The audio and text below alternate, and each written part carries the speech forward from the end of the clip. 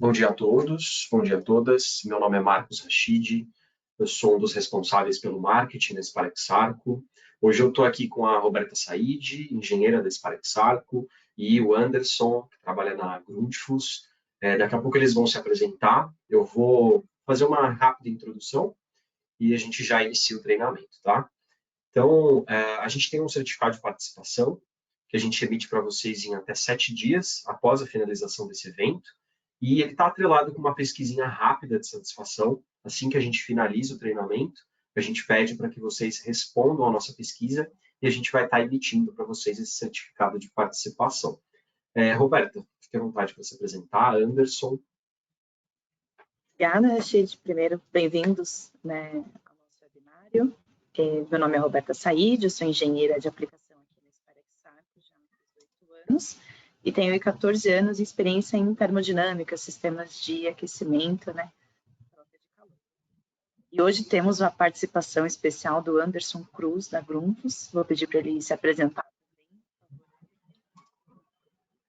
Bom dia a todos.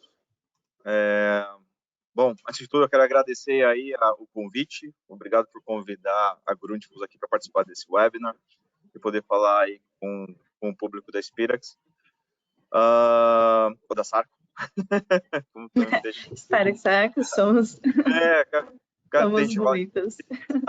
Tem gente que fala só o nome, tem gente que fala só o sobrenome. Bom, certo. Meu nome é Anderson Cruz, eu sou gerente de vendas da Grundfos para a indústria. Eu trabalho na Grundfos há 13 anos, esses 13 anos são divididos em 2 períodos diferentes, tá? Nesse intervalo eu passei por outras empresas.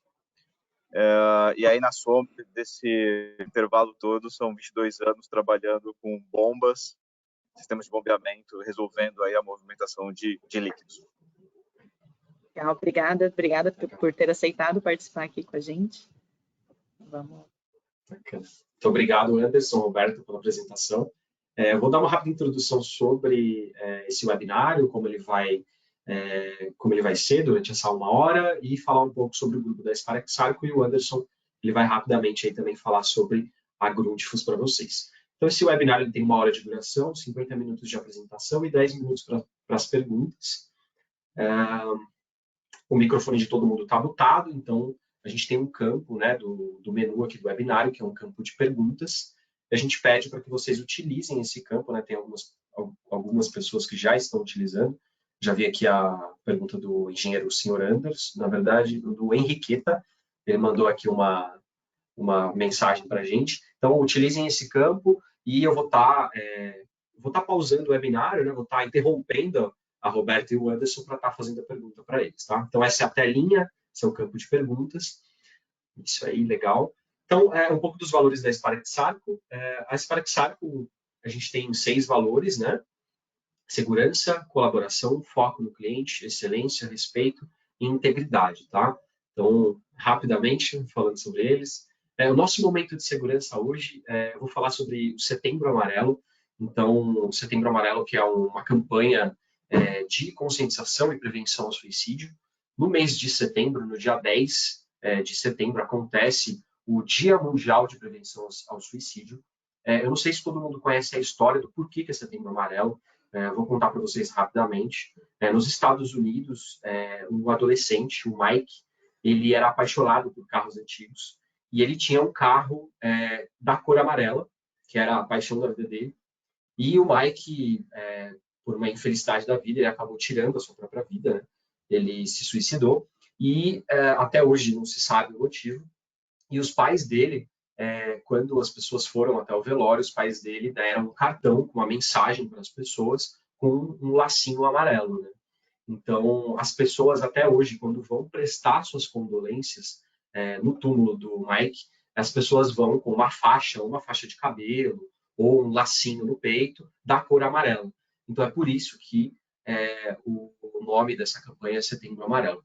Então, o suicídio, ele é um problema que ele vem numa crescente nos últimos 20 anos, É um problema de saúde pública muito sério e ele é um problema que atualmente, ele tem mais casos hoje do que problemas de saúde como HIV, malária, câncer de mama, homicídio ou até mesmo pessoas que morrem em guerras, né?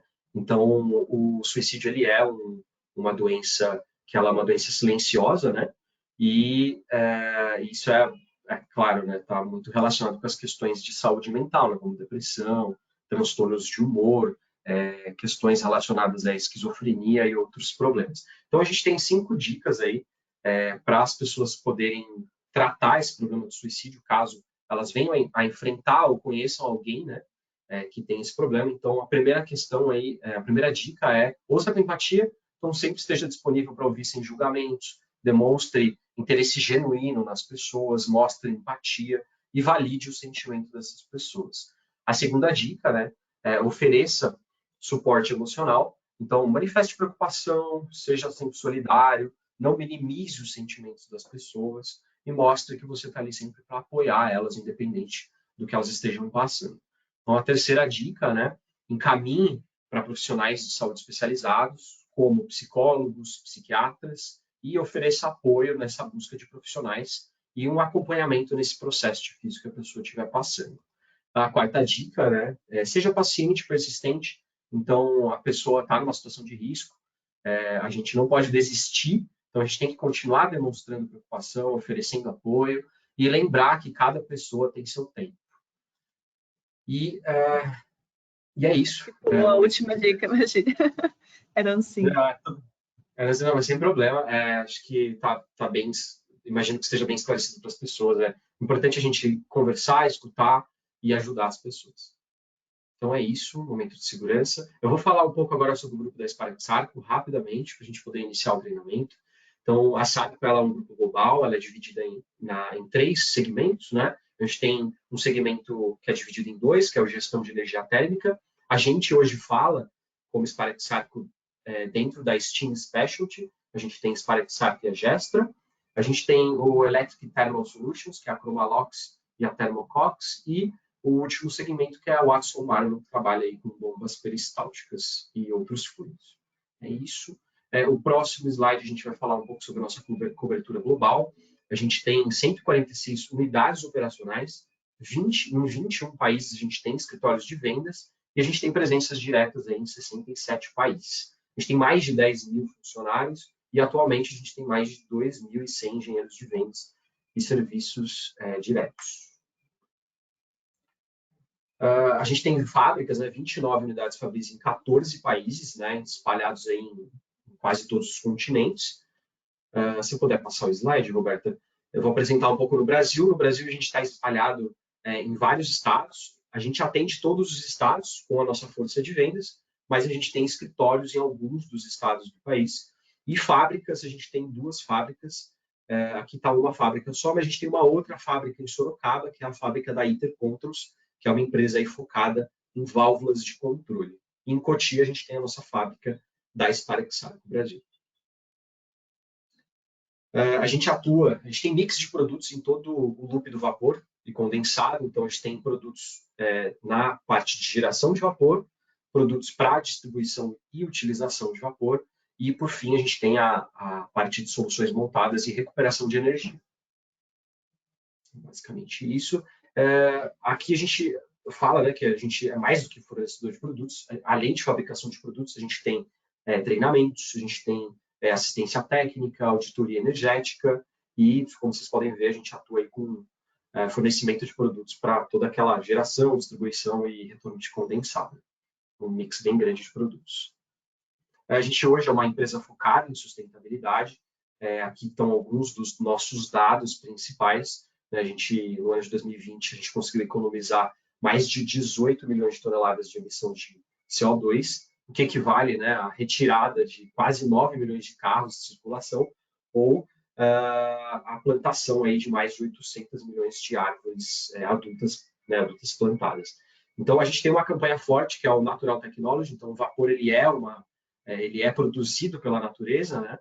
Então, a gente consegue hoje produzir vapor com combustíveis que não são combustíveis fósseis. A gente tem muita produção ainda, mas a gente consegue produzir com biocombustíveis, biomassa e etc. Então, é isso. Para finalizar, a gente tem nossos treinamentos. A gente tem aqui um QR Code, vocês podem utilizar o celular aí para escanear o QR Code. Vocês vão ver toda a nossa lista de treinamentos. Nos próximos meses, teremos treinamentos em alguns estados. Então, não só em São Paulo, a gente vai ter treinamento em Recife, a gente vai ter treinamento em Fortaleza, teremos treinamento em Goiânia, teremos treinamento em Porto Alegre. E são treinamentos aí para válvulas de... Os próximos treinamentos, né, são de válvulas de segurança NR13, treinamentos de projetos de sistema de vapor. Então, é uma oportunidade bem legal, assim, acho que vale muito a pena, é um aprofundamento nesse nosso segmento, e tá aí, fica aí o convite para vocês participarem dos nossos treinamentos. Muito obrigada, Rachid. Vou passar agora a palavra para o Anderson, para apresentar um pouquinho a Grundfos, né, para vocês. Legal. Bom, rapidamente sobre a Grundfos. A Grundfos é uma empresa global de soluções principalmente para água, uma empresa de origem dinamarquesa, que foi fundada em 1945, tá? Em 98 ela foi se espalhando pelo mundo, né? E em 98 ela chegou no Brasil e desde 2003 está aqui em São Bernardo do Campo, nossa fábrica fica em São Bernardo do Campo. Dentro do nosso mercado servido, a Grundfos é o fabricante número 1 de bombas, né? Com foco, como eu falei, principalmente em soluções para água. Somos aproximadamente 20 mil pessoas ao redor do mundo. Dessas 20 mil, 85 estão aqui no Brasil. Entre fábricas, unidades de venda, centros de serviço, são mais de 100 unidades espalhadas por todo mundo. Aqui no Brasil, a gente tem a fábrica de São Bernardo e tem assistentes técnicos em todos os estados, né? Rede de distribuição, e também atuamos através de fabricantes de equipamentos, como é o caso da Spiraxar. Né? A gente fornece parte como um componente para a Spirex resolver os problemas aí relacionados a vapor e transporte de energia. A gente fabrica mais de 16 milhões de bombas por ano. Muitas delas são bombas para circulação de água quente em aplicações domésticas, mas a gente tem equipamentos para a área industrial, para a área residencial, para a área de saneamento. Em 2022, a gente teve um volume de negócios global de 4,5 bilhões de dólares. E desse valor, 5% é totalmente reinvestido em pesquisa e desenvolvimento. A Grundfos não é uma empresa de capital aberto, nem se comporta como uma empresa 100% familiar. Ela pertence a uma fundação e a razão da existência dessa fundação é manter a Grundfos funcionando. Então, a gente tem essa flexibilidade, essa possibilidade de pegar muito do que é gerado dentro da empresa e reinvestir na própria empresa. A Grundfos atende os clientes, né? Chega no mercado através de 4 divisões. A gente tem 2 divisões relacionadas à construção civil, uma para a área residencial, que a gente chama de doméstico, DBS, uma para a área de construção civil comercial, então vai pegar aeroporto, estádio, prédios, lajes corporativas e por aí vai, que é o CBS. E a gente tem saneamento e irrigação dentro de utilidades com água, Water Utility, WU, e eu sou responsável pela divisão industrial, que atende os usuários finais industriais e também os fabricantes de máquina que eventualmente precisam de bombas nas suas máquinas para movimentar os líquidos. A Grundfos assinou recentemente a iniciativa Science Based Targets, que tem a ver com a redução de emissões.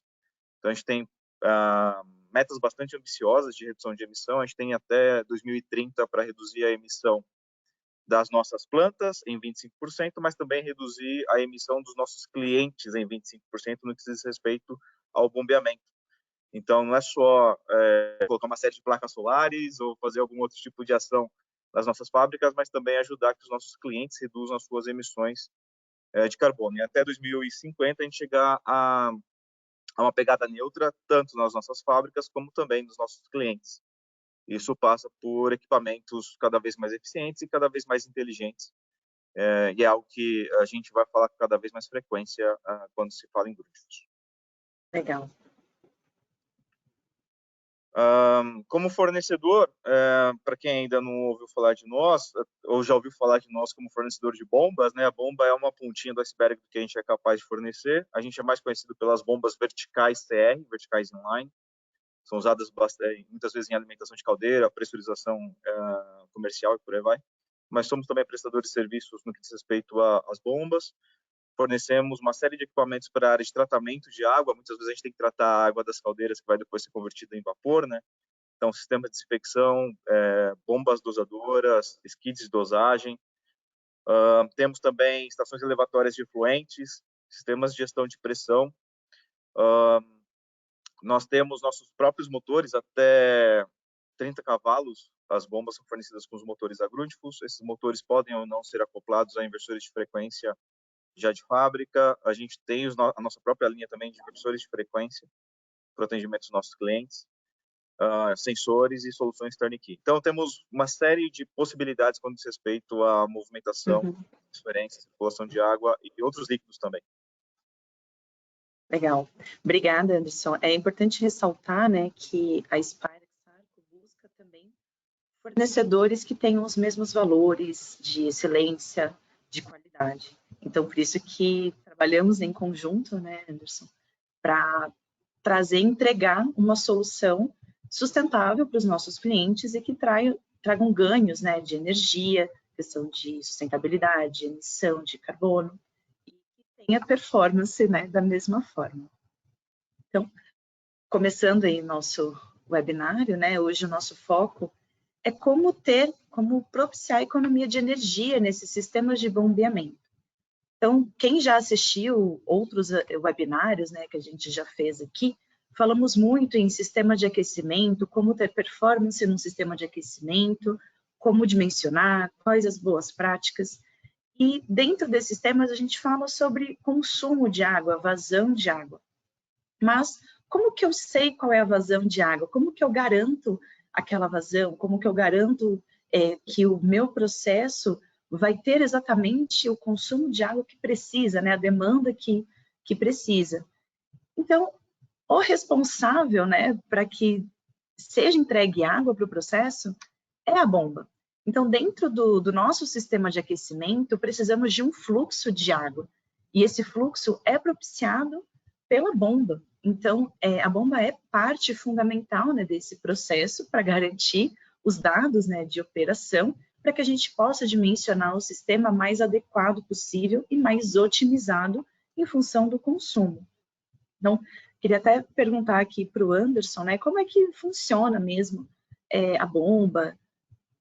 A gente trouxe um videozinho aqui para exemplificar, mas se você puder só dar uma explicação para a gente, Anderson, como que a bomba, ela garante isso, garante que o processo vai ter água, né, a quantidade de água que precisa, na pressão que precisa. Dá uma explicadinha aí para a gente, por favor. Nessa imagem a gente tem uma bomba bem simples aí, né? A gente viu o vídeo, na verdade. E a bomba ela é uma máquina de transformação de energia, né? Então ela vai pegar normalmente energia elétrica e transformar isso daí no final das contas em potência hidráulica, na movimentação do fluido, que é o produto entre vazão, pressão e densidade. Então a grande maioria das bombas que se utiliza para água é a bomba centrífuga. Existem outras tecnologias de bombeamento, mas a bomba centrífuga tem algumas vantagens em relação a essas tecnologias. Uma delas é que a bomba centrífuga é uma bomba mais simples, então ela demanda menos material para sua construção, acaba sendo um equipamento mais leve, de um acesso mais fácil, também mais econômico para se fazer a aquisição. Então a gente tem dentro dessa bomba centrífuga um rotor, que aí nesse vídeo está representado por essa peça cinza que está girando. Não sei se todos conseguem ver o meu mouse. Eu consigo, então acho que sim, o pessoal está conseguindo. Então, legal. Estou mostrando aqui. E aí esse rotor ele tem um olho, o olho que é o centro dele, por onde a água entra, e ele tem aletas que vão acelerar esse líquido, essa água, em direção à periferia do rotor, né? Essa aceleração vai gerar uma força centrífuga, e essa força centrífuga depois vai ser convertida pelo corpo da bomba, que é essa peça preta envolvendo o rotor que está em cinza, vai ser convertida depois em pressão. Então a gente vai ter a bomba centrífuga pegando essa energia elétrica, transformando nesse movimento de rotação do motor, no caso desse motor elétrico. Esse motor elétrico vai girar o eixo da bomba vai girar o rotor, e aí o rotor, então, vai acelerar a água dentro do corpo da bomba. Essa aceleração gera força centrífuga, daí o nome da bomba, e essa força centrífuga vai expulsar a água de dentro. É assim que o equipamento funciona. E aí a maneira como ela é construída é que vai determinar o quão eficiente esse processo vai ser. Entendi. Então, não é qualquer bomba que eu posso colocar ali que vai realmente atender as minhas condições de processo de forma eficiente, certo? Não, cada bomba vai ter suas características de desempenho, tá? Então, de acordo com a geometria do rotor, o número de rotores, o diâmetro, o sentido de fluxo, né? Nesse caso, por exemplo, a gente tem um rotor radial, né? O líquido entra exatamente pela frente, pelo olho, e sai a 90 graus. Existem rotores que são semi-axiais, que o fluido tem um ângulo, tem um ângulo um pouco mais aberto, né, de passagem, e isso aumenta a eficiência da bomba, por exemplo. Então, eu preciso, de acordo com a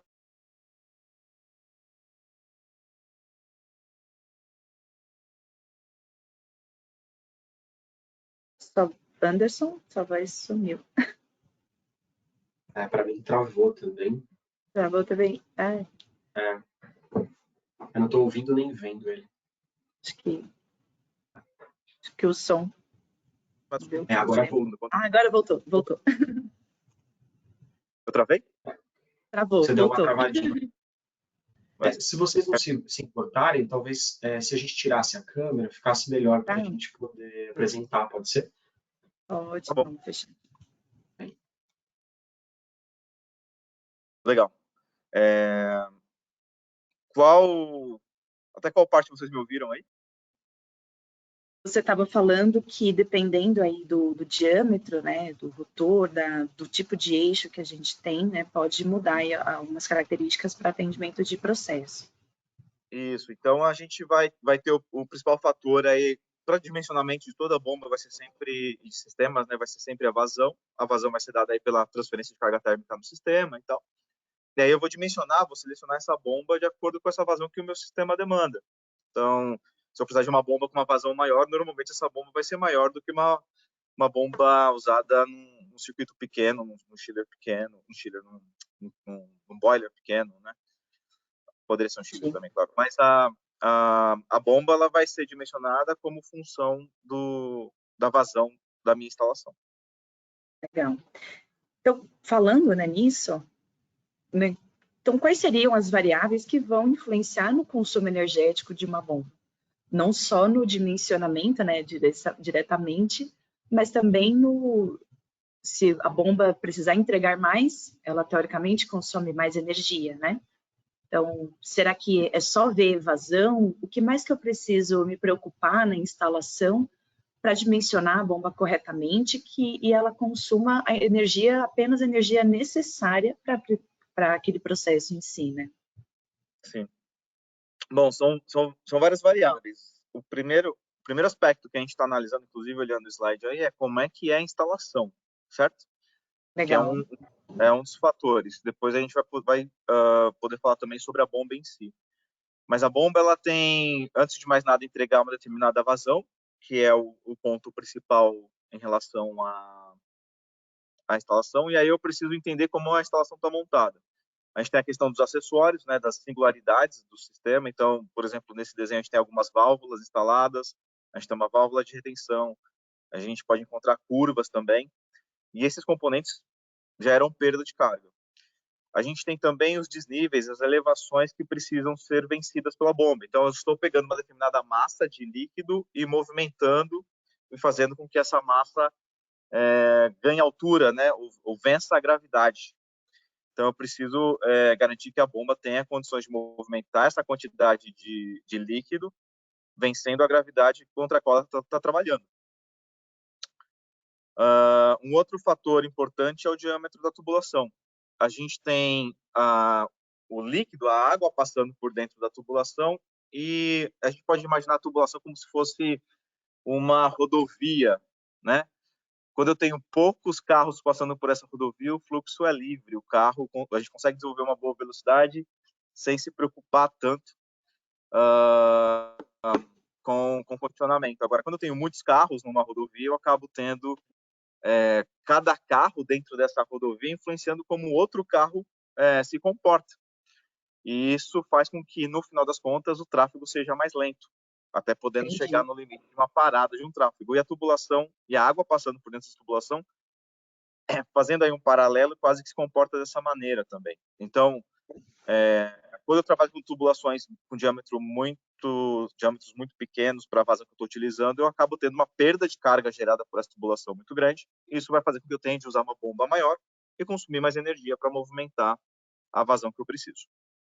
E uma dúvida, né, que a gente recebe aqui é se a gente pode trabalhar com o diâmetro da tubulação no mesmo diâmetro do bocal da bomba.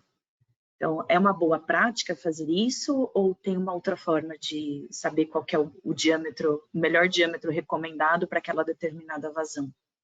Esse é um atalho, mas não é o melhor caminho, tá? A gente tem os diâmetros definidos aí por uma série de fatores. Um deles é a vazão da bomba, mas eu tenho classes de pressão também que determinam qual é o tipo de conexão, né?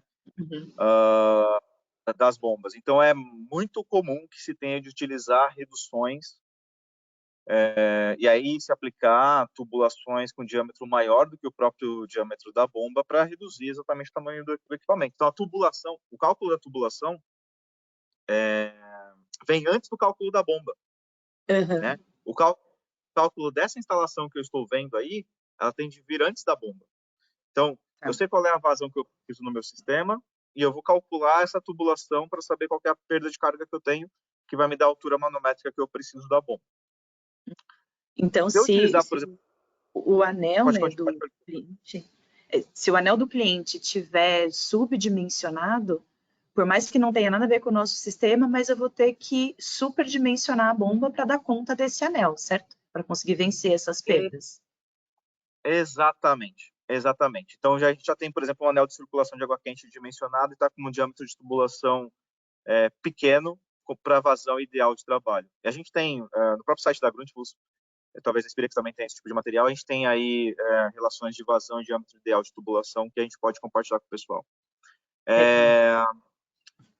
Quanto menor o diâmetro da tubulação para uma mesma vazão, maior vai ser a perda de carga, ou seja, eu vou ter de, entre aspas, tá, a bomba vai ter de fazer mais força para empurrar esse líquido dentro da tubulação. E, Então, consequente, consumir mais energia, né? consumir mais energia. Então, a tubulação já deve estar definida num projeto ou numa instalação existente. Eu vou calcular essa perda de carga e essa altura manométrica demandada da bomba no meu projeto ou nessa instalação já existente, e aí eu dimensiono a bomba. Pode ser que a bomba tenha tubulação, conexões de diâmetro menor. Então, eu vou ter de colocar ali uma redução para poder encaixar a bomba naquela instalação.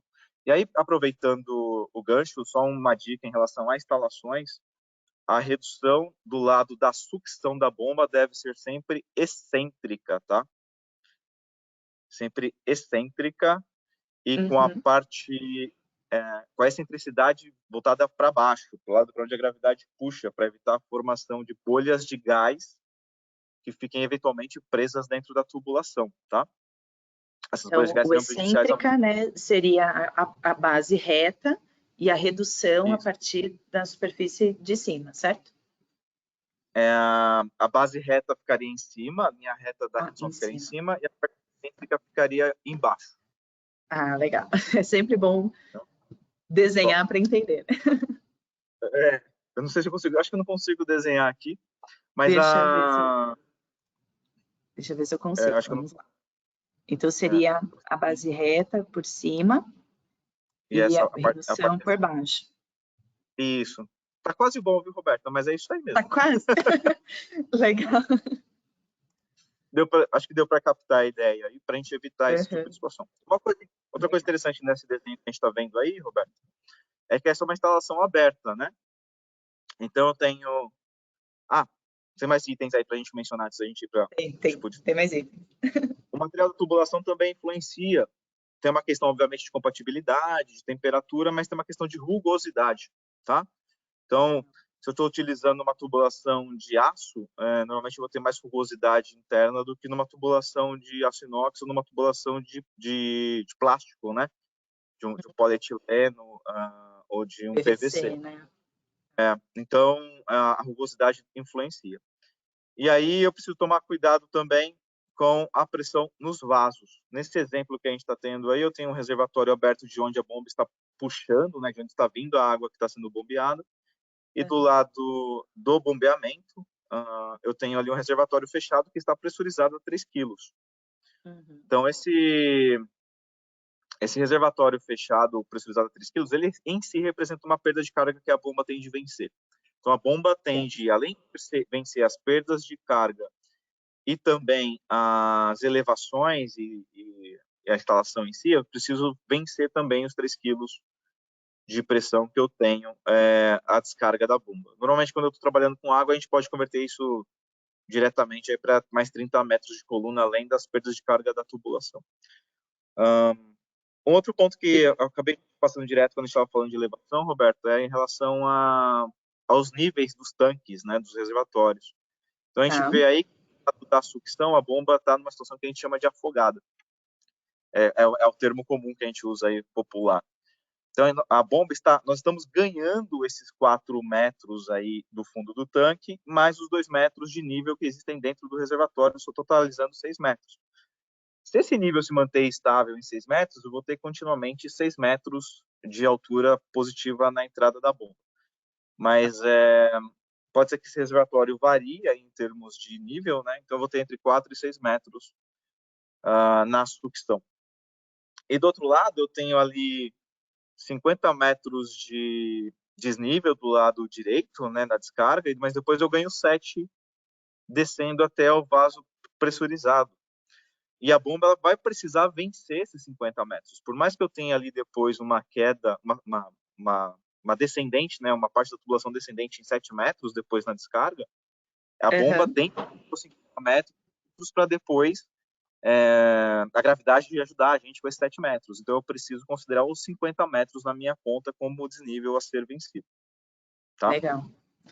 Isso é bem importante, porque muitas vezes a gente recebe a solicitação somente da pressão no ponto final de consumo. Mas a gente esquece de ver, às vezes está a 200, 300 metros de distância do sistema. Então, a bomba ela tem que ter capacidade para chegar naquele ponto de consumo com os 3 quilos. Então, até para atender, né, ter confiabilidade do processo, a gente precisa entender todo o caminho que a água tem que percorrer até chegar lá com energia suficiente. Exato.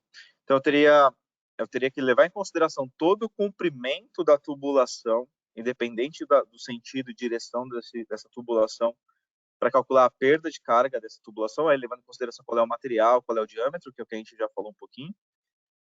Levar em consideração todas as singularidades, que são os acessórios instalados na linha, válvulas, curvas, reduções, T's, etc., para também calcular a perda de carga. E aí levar em consideração os desníveis, né, as elevações, e as pressões, eventualmente, nesses pontos de consumo, né, a pressão do ponto de consumo, para aí sim conseguir chegar na altura manométrica que a bomba vai entregar. Então, nesse momento, a gente está falando de vários fatores que influenciam o consumo e não falamos da bomba ainda. Isso tem a ver só com a instalação, com a engenharia da instalação, que vai, no final, dar para a gente um dado de vazão e altura manométrica, que é quando a Grutius vai entrar e dimensionar a bomba para atender essa situação. Legal que você já trouxe o termo altura manométrica, que muitas vezes a gente pode confundir com a pressão no ponto, né? E o que realmente a bomba vai entregar. Então, é legal entender a diferença entre o que é a altura manométrica da bomba e o que é a pressão de operação da água. Então, a altura manométrica seria aquela energia que a bomba vai adicionar na água para que chegue no ponto final com aquela pressão de operação, certo? Certo. Bomba centrífuga entrega altura, não entrega diretamente pressão. Então, quando vocês estiverem lendo uma curva de bomba centrífuga, vocês vão ver que a curva de performance, de desempenho da bomba centrífuga vai ser vazão por altura, tá? Vazão normalmente em metros cúbicos por hora, por exemplo, e altura normalmente em metros. Eu vou dar eu vou usar um pouquinho a imaginação do pessoal que está ouvindo para entender a diferença. Tá. Se precisar desenhar alguma coisa, já viu que eu tenho habilidade. Vou usar. Tá. Imagine em pé aí onde vocês estão nesse momento, vocês estão em pé e vocês têm duas colunas dois cilindros, desculpa, dois cilindros de 10 centímetros de diâmetro.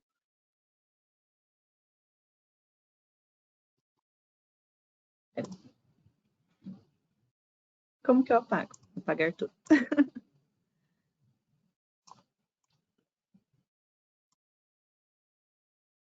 Assim?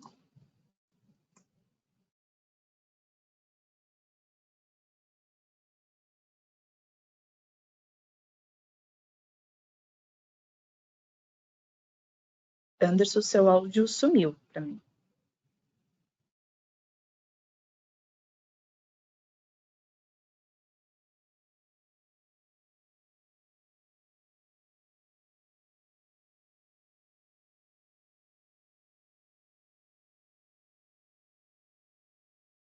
Tivemos um probleminha técnico aqui.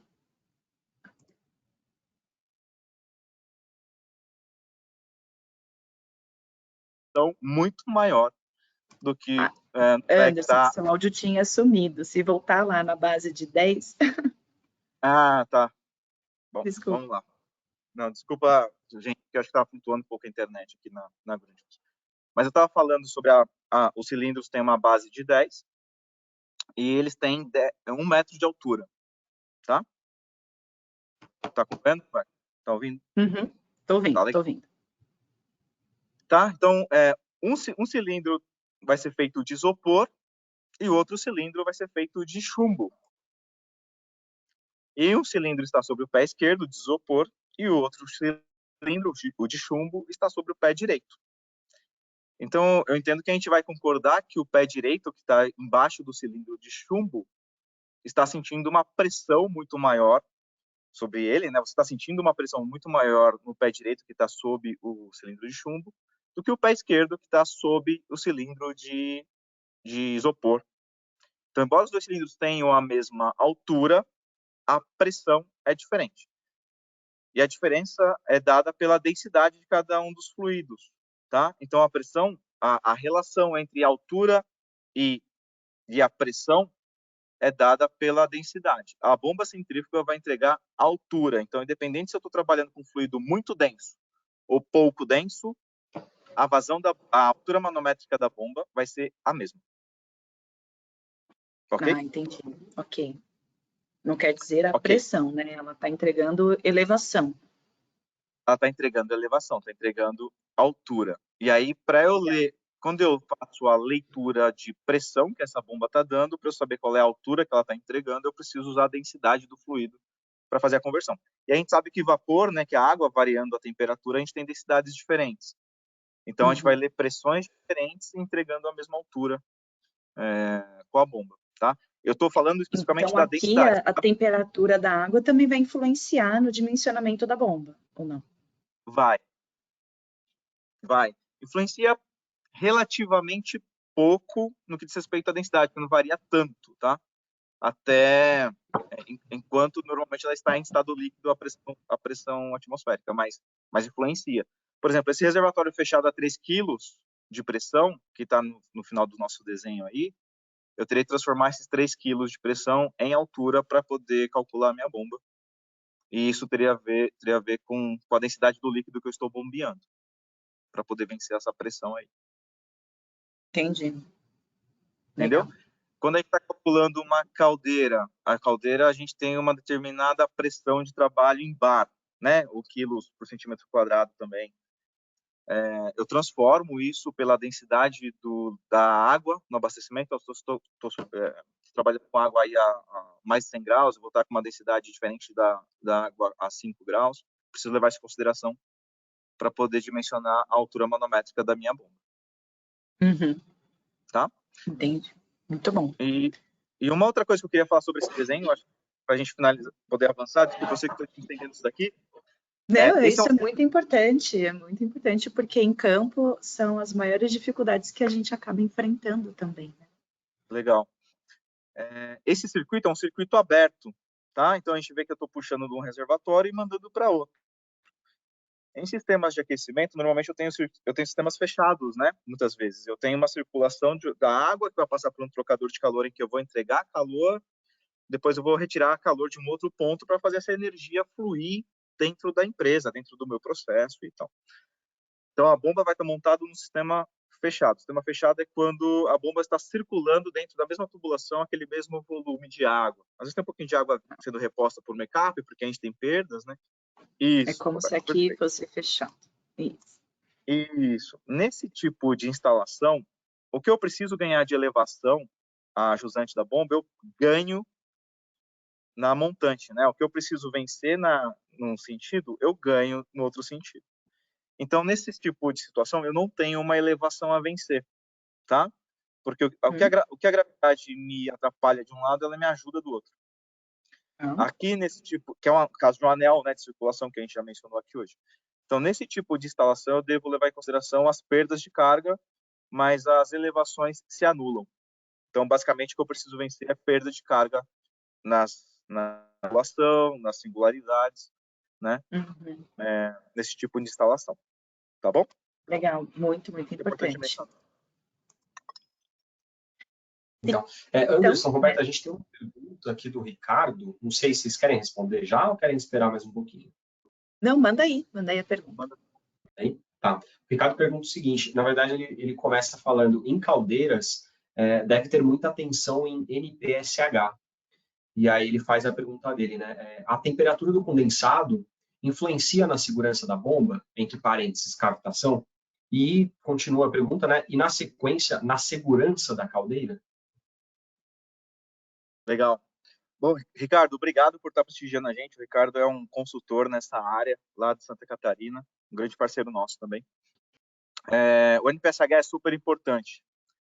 O que é o NPSH? Ela é a altura mínima, a gente estava falando de altura, é a altura mínima, depois já descontadas as perdas de carga, a pressão no reservatório, onde está o líquido, de onde eu estou puxando a água, né? Poderia ser um desaerador. É essa altura que acaba sobrando na sucção da bomba. Então, a bomba tem um certo NPSH que ela requer, a gente chama de NPSH requerido, e a instalação vai me dar um certo NPSH, que a gente chama de NPSH disponível, e esse NPSH disponível tem que ser maior do que a bomba requer. Então, eu vou descontar todas as perdas de carga, questão de equilíbrio de pressão de vapor, vou colocar um fator de segurança também, para não ter problema, e aí o que sobrar tem que ser maior do que a bomba requer, e tem no catálogo da bomba quanto a bomba requer de NPSH. E caso o NPSH disponível na instalação seja menor do que o requerido pela bomba, a gente corre o risco de ter cavitação, que é a conversão do líquido em gás, tá? Então a água vira vapor na entrada da bomba, e como tem zonas de mudança de pressão dentro da bomba, esse vapor ele implode, vira líquido novamente, e quando ele implode, libera uma onda de choque destruindo a bomba. Claro que isso não acontece da noite para o dia, vai acontecendo aos poucos, a bomba faz um barulho como se estivesse bombeando pedras, e é um dos maiores motivos aí de destruição, né, de dano para os componentes do bombeador. Então é super importante tomar cuidado sim com o NPSH para garantir desempenho da bomba. Se a bomba estiver cavitando, ela não vai entregar a vazão para a qual ela foi dimensionada. Com o passar do tempo, ela vai ser destruída, e aí você corre o risco, né, quando você não tem uma alimentação como deve ser da caldeira, de não conseguir controlar o nível da caldeira como se deve. E aí, espero que os sistemas de segurança da caldeira funcionem, porque a gente não pode deixar esse nível baixar, né? Então, é isso. Então, é um dos grandes fatores. E aí, como na questão de sistemas de aquecimento, muitas vezes a gente está trabalhando com água a 80, 90, 100, às vezes 105, 110, 120 graus, alimentando a bomba, o cuidado com o NPSH é super importante. Sim, é importante lembrar, né, que essa queda de pressão está vinculada à temperatura de vaporização da água. Então, quanto menor a pressão e maior a temperatura da água, mais rápido, né, se vaporiza, vira gás, né, e implode. Então, quanto maior a temperatura da água sendo bombeada, mais tem que se ter atenção a esse NPSH requerido para evitar a cavitação, né? Exatamente. Quanto maior a temperatura, maior o risco de captação, mais pressão você precisa na sucção da bomba. A gente vai, obviamente, converter em altura para poder calcular o NPSH e ver como a bomba vai se comportar. Legal, legal. Muito boa pergunta, Ricardo. Muito obrigada. Podemos seguir? Podemos sim, obrigado, viu, Anderson? Tem mais uma Obrigada. pergunta, se vocês já quiserem responder ou querem esperar um pouquinho mais. É sobre Pode mandar. essa parte aqui? Pode mandar. Pode mandar. É sobre o slide anterior. O Marcelo Guberstein, trabalha com a gente ali na Sarco, ele pergunta o seguinte: qual o motivo do tipo de redução mencionada e o seu posicionamento de instalação recomendado? Tá. A gente tem, do lado do fabricante da bomba, uma padronização das conexões, senão eu vou ter de construir a mesma bomba para aquela determinada vazão e altura manométrica para cada uma das instalações. Nesse caso aí, eu preciso de uma bomba de determinado tamanho, porque você tem 50 metros de desnível, mas pode ser que uma instalação de 10 metros de desnível e com outro tipo de tubulação precise da mesma bomba num ponto um pouquinho próximo lá e tal. Então, do nosso lado de fabricante, a gente dimensiona os diâmetros de tubulação de acordo com classes de pressão e eu tenho essa padronização por uma questão aí de facilitar a fabricação, melhorar a gestão de estoques e por aí vai, e vários outros fatores, né? Do seu lado, como responsável por dimensionar a instalação, dimensionar a tubulação, você vai escolher o melhor diâmetro de tubulação para a tua aplicação, para a tua vazão, né? O melhor material, por exemplo, pode ser que PVC não sirva para você porque ele não vai suportar a temperatura que você vai estar manejando, vai ter de utilizar algum metal, algum polímero que seja mais resistente à temperatura e tal. Isso vai influenciar o diâmetro da tubulação que você vai escolher. E aí nem sempre dá o casamento do diâmetro da conexão da bomba com o diâmetro da tubulação da tua instalação. E aí é por isso que você vai precisar de uma redução para poder conectar a tua bomba, né, a bomba que você dimensionou, conectar ela na instalação. Então a gente precisa aí das reduções para isso. E aí são instaladas logo na conexão da bomba, né, o mais próximo possível da bomba, porque diâmetros menores de instalação gerariam perdas de carga maiores. E o excêntrico que a gente comentou, né, que o excêntrico seja pela parte de baixo, por uma questão de formação de bolhas de ar, né, Anderson? Então, Isso, eventualmente, daquela forma, formaria menos bolhas, certo? Exatamente. A gente quer que elas não aconteçam, mas podem acontecer. Uhum. E aí a gente quer que haja o menor acúmulo possível antes da bomba, porque acúmulos muito grandes podem também acabar ajudando a danificar o equipamento, gerar vibração, né? Uhum. E danificar a instalação. Legal. Obrigada pela pergunta, Marcelo. Continuando, né? Agora falando em si do consumo energético da bomba, né? O assunto mais esperado. Eu trouxe aqui a curva, né? Para a gente falar em cima dela. Se quiser dar uma explicadinha aí em cima da curva, como é que é a leitura. Tá. Vamos lá. Então a gente tem a bomba como um fator de conversão de energia, como eu falei, a gente coloca energia, a gente tem fatores de conversão que vão gerar para a gente um rendimento, então eu perco um pouco da energia elétrica que está entrando na bomba, o motor vai gerar barulho, vai esquentar e tal, então quanto maior o rendimento, melhor, mas eu vou ter um pouquinho de perda ali. E na bomba eu também vou ter perdas pela própria turbulência do líquido dentro da bomba. Então quanto mais bem desenhada é a bomba, e mais bem construída, e mais bem fabricada, menor é essa perda. E essas perdas são dadas pela curva de rendimento. Então, do lado direito, a gente tem ali 4 conjuntos de curva, tá? Indo de cima para baixo, a primeira curva azul é a curva que a gente chama de desempenho, que é uma curva de vazão, nesse caso está em metro cúbico por hora, por altura. Tá? Ali no ponto que a Roberta estava mostrando para a gente estava com 8 metros cúbicos por hora, agora já não mais. Aqui. 8 metros cúbicos, com 50 e poucos metros. Isso, tá? A gente estava ali, era onde estava o... Não foi combinado o ponto de trabalho, tá, gente? Por isso que eu peguei ela de surpresa aí. Um pouquinho mais a gente vai ter, por exemplo, Roberta, 30 metros cúbicos com 45 metros de coluna, tá? Então, quando eu dimensiono a vazão e a altura manométrica da minha instalação, eu vou procurar uma bomba cuja curva passa em cima desse ponto, tá bom?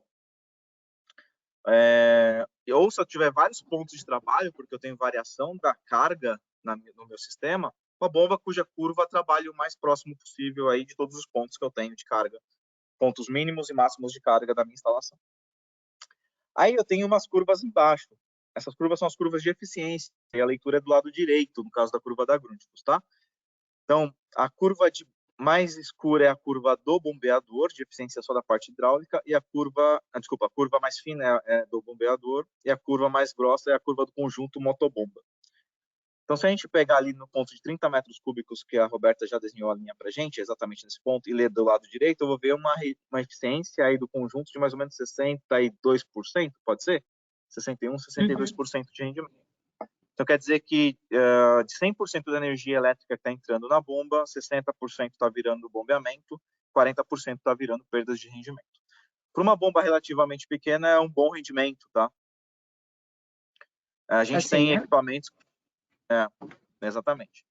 Bombas, quanto maior a bomba, como a gente consegue ter um fluxo menos turbulento por dentro do equipamento, a gente consegue rendimentos bem maiores. A gente tem bombas que chegam a 80%, 85%, 90% de rendimento às vezes, tá? Isso a gente consegue por causa da construção, do material que a gente utiliza com refrigerante aço inox e por aí. Então, já li ali a curva desempenho, já li a curva de rendimento. E embaixo a gente tem mais dois conjuntos de curva. Tem a curva de potência, P1 e P2. A curva P2 é a curva que indica para a gente a potência que a bomba demanda, então eu vou usar ela para dimensionar o motor, normalmente. E a curva P1 é a potência consumida da rede, efetivamente. Então, eu posso pegar essa leitura do P1, transformar em reais, quando eu multiplico por reais por quilowatt-hora. Então, eu leio do lado esquerdo. Eu tenho aí, nesse ponto de 30 metros cúbicos, 45 metros de coluna um consumo de 6 kW. Tá? Então, 6 kWh, e aí eu transformo isso em reais, eu sei quanto vai ser minha conta de energia elétrica, que a minha bomba trabalhar continuamente nesse ponto de trabalho. E a última curva lá embaixo é a curva de NPSH, que o Ricardo perguntou para a gente. Tá? Essa bomba ela está dando aí um NPSH requerido de 10 metros. Então, não é uma bomba ideal para trabalhar com alimentação de caldeira. Tá? Normalmente, a gente utilizaria um outro modelo, que a gente consegue NPSHs requeridos bem mais baixos. A gente tem bombas que têm 2 metros de coluna. Agora, de NPSH. Agora, para um sistema fechado, para um circuito fechado, ela é uma bomba interessante, porque eu não tenho esse problema normalmente com NPSH. Então, eu usaria esse tipo de bomba, por exemplo, para circular água quente tranquilamente. Claro, calculando NPSH e tal, eu não tenho problemas com NPSH em anéis de água quente. Eu teria, provavelmente, puxado água de um desaerador. Legal. Tá? Legal? Muito então, bom. é isso aí. Assim que a gente lê o consumo energético da bomba. Quanto melhor for a eficiência, menor é a potência consumida, consequentemente, menor é o consumo do equipamento. Então, é sempre bom a gente ver aqui na curva qual parte da curva que vai ficar mais próximo do 100% de eficiência, certo? Lendo na curva preta. E, normalmente, é muito comum, preta. Roberta, é muito comum que esse ponto caia mais ou menos em 3/4 da curva. Tanto que tem especificações, principalmente na indústria de processo, que pede para a bomba sempre trabalhar entre 70% e 110% do melhor ponto de operação, ou entre metade e partes da curva, para tentar buscar normalmente esse ponto de maior eficiência. O que acontece então a gente vê que se eu superdimensiono a bomba para trabalhar aqui com 30, mas na realidade vai trabalhar com 12, eu perco muita eficiência, muita energia, sendo que eu poderia buscar uma bomba mais otimizada para esses 12, certo?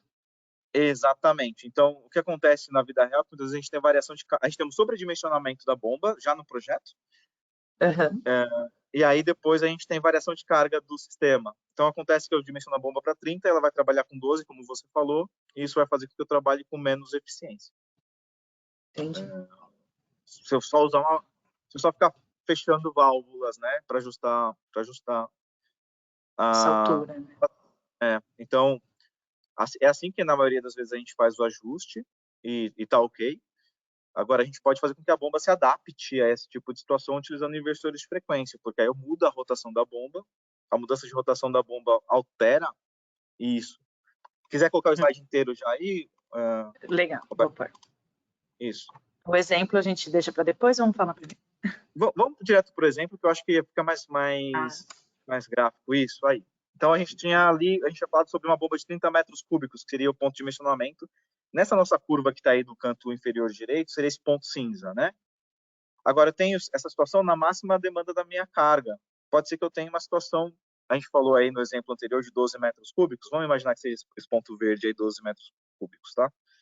Então, você vê que a bomba, como ela tem essa curva que ela começa mais alta, abaixa as vazões e vai caindo, quando eu diminuo a vazão, eu aumento a pressão antes da válvula, que é dada aí por essa linha vermelha, exatamente. Então, olha só, é a curva do meu sistema. Né? E aí eu vou fechando a válvula até a vazão zero, me dá a pressão máxima. É todo esse campo roxo, ou rosa, ou lilás, Depende de quem está vendo. uma pressão a mais do que a gente precisa na instalação que a bomba está entregando. Então, uma maneira de a gente resolver isso é colocar um inversor de frequência. Esse inversor de frequência vai ler, vai receber um sinal de pressão. Eu posso controlar também por outros parâmetros, mas o mais comum é se controlar por pressão. E aí eu informo, olha, eu preciso de uma pressão no meu sistema de 3 bar. Tá? Qualquer pressão acima de 3 bar é uma pressão excessiva. Então, recebendo o sinal de feedback e parametrizado aí a 3 bar, o inversor de frequência vai diminuir a rotação da bomba para que a pressão seja mantida constante nessa instalação. E aí eu passo a ter a curva azul. Quando eu diminuo a rotação, a curva vai baixando. Nesse exemplo, a gente está com essa curva azul e a bomba passa a trabalhar com esses 3 bar. Como eu não estou gerando aquela pressão excessiva, que é, na verdade, energia que eu preciso, eu estou consumindo energia para gerar essa pressão excessiva, eu acabo economizando energia elétrica. Então, essa é a sacada do uso do inversor de frequência associado à bomba. Pode ser usado em sistemas de aquecimento aí para a bomba se adaptar ao sistema. Principalmente para circuitos que têm variação de consumo, né? Então, às vezes eu preciso atender vários pontos, né, bicos de limpeza, por exemplo. Hora eu tenho um bico só, hora eu tenho 20 funcionando. Então, o consumo ele pode ir alterando e aí o inversor seria um grande aliado para consumir somente a energia necessária para cada momento do processo, correto? Exatamente. A sacada do inversor é quando você tem demanda variável, tem um perfil de carga que varia. Né? Às vezes o cliente fala assim, vou colocar inversor de frequência porque me falaram que o inversor de frequência reduz o consumo energético, mas a bomba trabalha sempre no mesmo ponto. Na verdade, o inversor vai ser um ponto de perda de eficiência, porque ele também tem a sua eficiência no sistema. Você vai entrar com energia elétrica nele e um pouquinho vai virar calor, por exemplo, dentro do inversor. Né? É mais um circuito elétrico, né? Então, o ideal é pensar no inversor de frequência quando você tem variação de demanda. Né? Então, você citou os sistemas de aquecimento, o sistema de limpeza, então você tem vários bicos que podem abrir poucos ou muitos, a gente tem anéis de aquecimento, no caso da alimentação da caldeira, a gente tem a manutenção do nível da caldeira, então você precisa, às vezes, de mais vazão ou menos vazão para manter o nível constante, e aí você pode ter sempre o inversor como aliado nesse sistema. E uma coisa que a gente já faz há muito tempo na Grundfos é integrar o inversor na bomba, a gente vê uma foto aí de uma bomba com o inversor integrado. Tem a fotinha. Então, aí você até requer menos espaço na instalação para ter esse inversor, né? Porque ele já está integrado ali na bomba. Exato. E aí, no último slide, só para a gente mostrar a questão da relação de consumo energético, Roberto. Então, por exemplo, nesse outro exemplo, eu tinha uma bomba de 7 metros cúbicos por hora e 30 bar, 30 metros, né? Ela estava dando consumo de 1,34 kW nesse ponto. Trabalhando com 1 metro cúbico por hora, eu teria um consumo de 0,75 kW se eu não usar o inversor. Mas como eu estou reduzindo a rotação para 70 e poucos %, o consumo energético está caindo para 0,43 kW. Tá? Então, o consumo energético é reduzido em mais de 50%, ele é 43% do consumo que... aliás, ele é reduzido em 43%, né, do que seria. Eu estou falando de metade do consumo, praticamente, metade do consumo energético, se eu não tivesse um inversor de frequência na bomba. Tem um belo papel aí a performar, né? E agora, como que eu escolho, né, a bomba mais adequada? Meio que um resumo do que a gente falou aqui, né? Então, acho que um amigo aí da explicar, né, qual é a aplicação. Isso. Pode seguir, Roberta, desculpa. Então, né, trazer para cá. Tem aplicação, o range, né, se vai ter essa variação de consumo ou não, variação de pressão também, as condições da instalação, como que vai ser feita essa automação, se a gente precisa ou não do inversor, e o custo de ciclo de vida da bomba, né, Anderson? Se você puder explicar aí um pouquinho o que é esse custo de ciclo de vida e como que ele interfere, né, no consumo energético. Existem diversos estudos, a gente adota um que foi feito pela Europump, em que chegou à conclusão que, numa média, uma bomba trabalhando por 10 anos, né, quando eu considero todos os custos envolvidos com essa vida útil de 10 anos, normalmente eu vou ter entre 5% e 8% desse custo total de vida útil de 10 anos relacionado ao custo inicial, que é o preço da bomba, o custo de instalação, o comissionamento startup. Normalmente eu vou ter 5% a 8% relacionados a esse fator. Eu vou ter a manutenção impactando 2% a 5%. E eu vou ter o consumo energético respondendo por até 90% do custo, do dinheiro que eu investi para ter essa bomba funcionando durante esses 10 anos. Então, bombas eficientes, instalações eficientes fazem uma super diferença nos processos, né?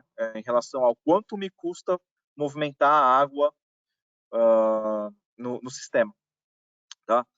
E a gente utiliza isso muitas vezes para entender como é que o nosso produto vai se comportar em termos de custo para o nosso cliente quando comparado a outras alternativas, né, a outras soluções. E a gente normalmente tem bons resultados utilizando o Grundfos. Legal. Então, não é só avaliar o custo só de aquisição da bomba, né? E sim ver o tanto que ela vai trazer de benefícios a longo prazo, durante a operação. O custo inicial é só a pontinha do iceberg, né? A gente está falando de 5% a 8%. Aí a gente ainda tem 90% a 95% escondidos debaixo da superfície do mar, que é custo de manutenção e custo de energia elétrica. E a gente ainda tem também questão de parada de manutenção, custo de parada de operação, que pode ser considerado também no cálculo. E a gente teve uma pergunta no meio do webinar que eu acho que eu não respondi, que é como é que eu seleciono a posição da bomba, né? Se eu vou usar uma bomba inline, ou se eu vou usar uma bomba que a sucção é frontal e a descarga é na parte superior, isso tem a ver com o desenho da minha instalação, muitas vezes. A inline, que é essa que está no canto superior direito, ela tem, na maioria das vezes, uma vantagem em relação ao layout de instalação, tá? Agora, pode ser que a gente tenha uma situação de layout de instalação que faz sentido eu ter a sucção chegando a 90 graus e chegando na horizontal e a descarga na vertical, né? Então, essa seleção, o ideal é sempre buscar a bomba mais eficiente para a instalação. Tá? Legal. Esse é o principal parâmetro, eu diria. Buscar sempre reduzir o consumo energético, como a gente viu aí no custo de ciclo de vida útil. Muito bom. Acho que chegamos, né, cravados aí no nosso horário. Anderson, eu queria te agradecer imensamente pela sua disponibilidade, pela aula, né, que você nos deu aqui hoje. Espero que o pessoal tenha gostado. Esse vídeo, né, a gente grava, depois disponibiliza no nosso canal do YouTube. Quem depois quiser recomendar para alguém, assistir novamente, são todos convidados a entrar no nosso canal. Os nossos webinários anteriores também estão lá disponibilizados. E vamos agora, né, seguir com os nossos dimensionamentos de forma mais otimizada, buscando aí esse ganho energético, né, na bomba mais eficiente possível. Legal. Bom, eu agradeço o convite de novo, fico à disposição. A gente tem ferramentas no grundfos.com.br de dimensionamento, de treinamentos, em que vocês também podem explorar um pouquinho mais aí o que a gente acabou de conversar. O meu LinkedIn é Anderson Cruz, estou disponível também para conexão, fiquem à vontade aí para se conectar. E é isso aí. Legal. Tá? Fico à disposição. Maravilha. Muito obrigada, Anderson. Legal. Bom final de tarde. Bom final de tarde também a quem está nos assistindo. Obrigado, pessoal. Obrigada. Tchau, tchau, Anderson. Tchau, tchau, Roberta. Obrigado a todos. Bom dia. Tchau, tchau.